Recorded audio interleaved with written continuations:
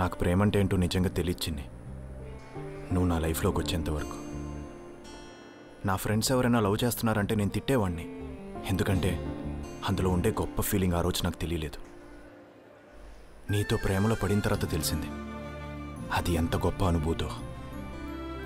ఎప్పుడూ నా చుట్టూ ఉండేవాళ్ళు నన్ను ప్రేమించడం తప్ప నేనెప్పుడూ ఎవరిని ప్రేమించలేదు. అలాంటిది నేను ప్రేమించిన ఒకే ఒక వ్యక్తి చిన్ని, అది నువ్వు. ఐ లవ్ యూ చిన్ని.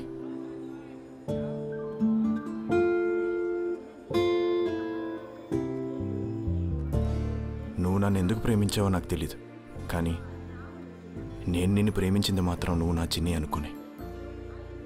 ఐఎమ్ సారీ చిన్ని.